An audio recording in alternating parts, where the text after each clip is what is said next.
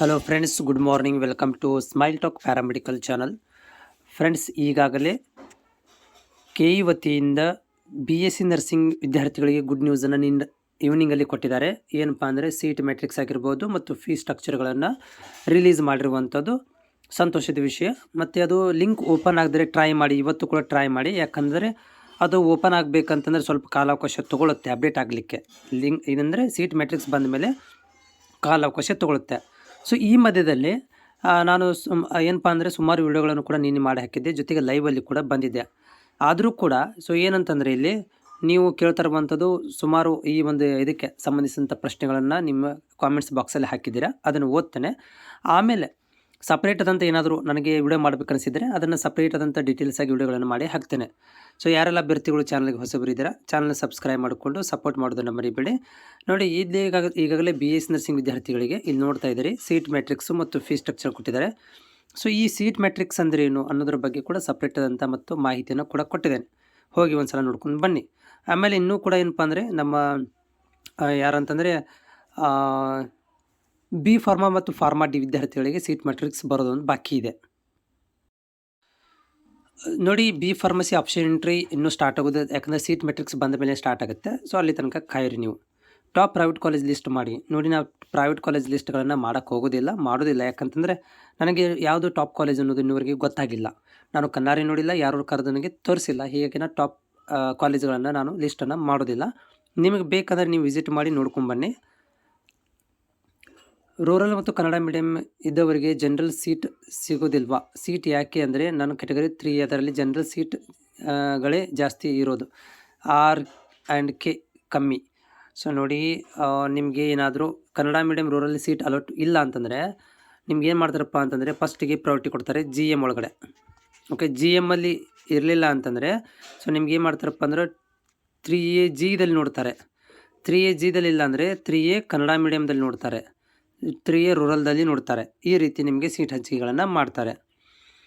Private ಕಾಲೇಜಲ್ಲಿ GG seat ಹಾಕುವುದು ಅಂದರೆ PDF ಕಳಿಸಿ. ನೋಡಿ, PDF ಸಪ್ರೇಟ್ ಇಲ್ಲ. 650 ಕಾಲೇಜುಗಳು ಎಲ್ಲ GG ಅಂಡರಲ್ಲೇ ಬರ್ತವೆ, 20% ಸೀಟುಗಳು ಮಾತ್ರ. ಓಕೆ, ಸೊ ಹೀಗಾಗಿ PDF ಆಲ್ರೆಡಿ ನಿಮ್ಮ ಹತ್ರ ಇದೆ, ಸೀಟ್ ಮ್ಯಾಟ್ರಿಕ್ಸ್ ಅದೇ ಒಂದು ನಿಮಗೆ GG ಲಿಸ್ಟ್ ಅಂತ ಅನ್ಕೋಬೋದು. BSc ನರ್ಸಿಂಗ್ ಅಡ್ಮಿಷನ್ಗೆ ಡಾಕ್ಯುಮೆಂಟ್ಸ್ ಯಾವ ಹೇಳು, ಏನು ಹೇಳಬೇಕಪ್ಪ ನಿಮಗೆ? ಈಗ ಅಡ್ಮಿಷನ್ಗೆ ನೀವು ಮೊದಲು ಸೀಟ್ ಮ್ಯಾಟ್ರಿಕ್ಸ್ ಆಪ್ಷನ್ ಎಂಟ್ರಿ ನೋಡ್ಕೊಳ್ರಿ ಎಲ್ಲನೂ. ಆಮೇಲೆ ನಾನು ಸಪ್ರೇಟ್ ಆದಂಥ ವಿಡಿಯೋ ಮಾಡಿ ಹಾಕ್ತೇನೆ. ನಿಮಗೆ ಟೆನ್ಷನ್ ತೊಗೊಳ್ಳೋದಿಲ್ಲ, ಮೊದಲು ಸೀಟ್ ಸಿಗಲಿ, ಆಮೇಲೆ ನೋಡೋಣ. ಸೀಟ್ ಸಿಕ್ಕ ಮೇಲೆ ಏನು ಬೇಕಾದ್ರೆ ಮಾಡ್ಬೋದು. ಪ್ಯಾರಾಮೆಡಿಕಲ್ಗೆ ಸ್ಟಡಿ ಸರ್ಟಿಫಿಕೇಟ್ ರೀಸೆಂಟಾಗಿ ಆಗಬೇಕಾ ಅಥವಾ BO ಸಿಗ್ನೇಚರ್ ಬೇಕಾ? ಎಲ್ಲ ಬೇಕು. Okay, study certificate BO signature ಇರುವಂಥದ್ದು 1 ವರ್ಷ 2 ವರ್ಷ ಹಿಂದಿದ್ದು ನಡೀತಿದೆ. NRCಗೆ ಸ್ಟಾರ್ಟಿಂಗಿಂದ ಪ್ರಿಪೇರ್ ಆಗ್ಬೋದಾ? ನರ್ಸಿಂಗ್ ಮಾಡಿದರೆ best job, high paid job ಯಾವುದು? ನೋಡಿರಿ, NORC ಅನ್ನೋದೇನಪ್ಪ ಅಂದರೆ ಒಂದು central government job, secured job ಅಂತ ಹೇಳ್ಬೋದು. ಹೈ ಪೇಯ್ಡ್ ಸ್ಯಾಲ್ರಿ ಅನ್ನೋದಕ್ಕಿಂತ ಇಲ್ಲಿ ಅದಕ್ಕೆ 1,50,000 ತನಕ ಅಪ್ ಟು ಇದೆ. ಇದಕ್ಕೆ ಸ್ಟಾರ್ಟಿಂಗಲ್ಲಿ 1,50,000 ಇಲ್ಲ, ಸ್ಟಾರ್ಟಿಂಗಲ್ಲಿ ಅದಕ್ಕೆ 50,000 ಸ್ಟಾರ್ಟಿಂಗ್ ಇದೆ ಸ್ಯಾಲ್ರಿ. ಓಕೆನಾ?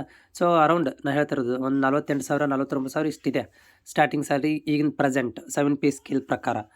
NORC ಸೆಂಟ್ರಲ್ ಗೌರ್ಮೆಂಟ್ ಜಾಬ್ ಆಗುತ್ತೆ, ಸೆಕ್ಯೂರ್ಡ್ ಜಾಬ್ ಆಗುತ್ತೆ ಅಷ್ಟೇ. ಹೈ ಪೇಡ್ ಅನ್ನೋದಿಲ್ಲ, ಅದಕ್ಕೆ ಸೆಕ್ಯೂರ್ಡ್ ಜಾಬ್ ಅಂತ ಕರಿತೀವಿ.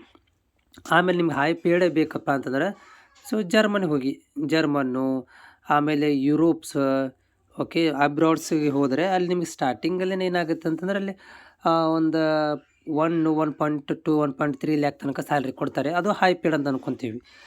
ಈ ಇಂಡಿಯಾದಲ್ಲಿ ಏನಪ್ಪ ಅಂದರೆ ಗೌರ್ಮೆಂಟ್ ಜಾಬ್ಗಳು ಹೈ ಪೇಡ್ ಅನ್ನೋದಕ್ಕಿಂತ ಇಲ್ಲಿ ನಮಗೆ ಸೆಕ್ಯೂರ್ಡ್ ಜಾಬ್ ಅನ್ಕೋಬೋದು. ಬೆಸ್ಟ್ ಸೀಟ್ ಮ್ಯಾಟ್ರಿಕ್ಸ್ ಓಪನ್ ಆಗ್ತಾ ಇಲ್ಲ. Okay, BSc seat matrix okay ಆಗ್ತಾಯಿದೆ ನೋಡಿರಿ, ಜಸ್ಟ್ ಚೆಕ್ ಮಾಡಿದೆ ನಾನು. GG and RK and KK ಅದರ ಬಗ್ಗೆ ಸ್ವಲ್ಪ ಡೀಟೇಲ್ಸ್ ಆಗಿದೆ, ಆಲ್ರೆಡಿ ವಿಡಿಯೋ ಮಾಡಿ ಹಾಕಿದ್ದೆ ನಾನು. GG RK KK ಅಂದರೆ ಏನು ಅಂಥೇಳಿ ಜಸ್ಟ್ ಒಂದು 2-3 ವಿಡಿಯೋ ಹಿಂದ್ಗಡೆ ಹೋದರೆ ಸಿಗುತ್ತೆ ನಿಮಗೆ. ನಿನ್ನೆ ರಾತ್ರಿ ವಿಡಿಯೋ ಮಾಡಿ ಹಾಕಿದ್ದೀನಿ, ನೋಡಿ. 65,000 ranking BSc nursing government seat ಸಿಗುತ್ತಾ? ಟ್ರೈ ಮಾಡಿ. ಆಪ್ಷನ್ ಒಂದು 32 ಕಾಲೇಜುಗಳು ಆಯ್ಕೆ ಮಾಡ್ಕೊಳ್ರಿ. ಆಮೇಲೆ ನಾನು ಮಧ್ಯಾಹ್ನ ತನಕ ನಿಮಗೆ ಗೌರ್ಮೆಂಟ್ ಕಾಲೇಜ್ ಲಿಸ್ಟ್ ನಮ್ಮ ಸ್ಟೂಡೆಂಟ್ ಒಂದು ಪ್ರಿಪೇರ್ ಮಾಡಿದ್ದಾರೆ, ಅದನ್ನು ಸೆಂಡ್ ಇದನ್ನು ಮಾಡ್ತೀನಿ, ವಿಡಿಯೋ ಮುಖಾಂತರ ಶೇರ್ ಮಾಡ್ತೀನಿ. ಓನ್ಲಿ ಗೌರ್ಮೆಂಟ್ ಕಾಲೇಜ್ಗಳನ್ನು. Sir, I got 48K rank BSc nursing as per the seat matrix. So next question, I got 48,000 rank BSc nursing per seat matrix. There only 1 seat in RIMS Raichur GM with KK. It is possible to get admission in there, but rural there is a 14 seats. rural are there in 14 states. What is the difference it can cause?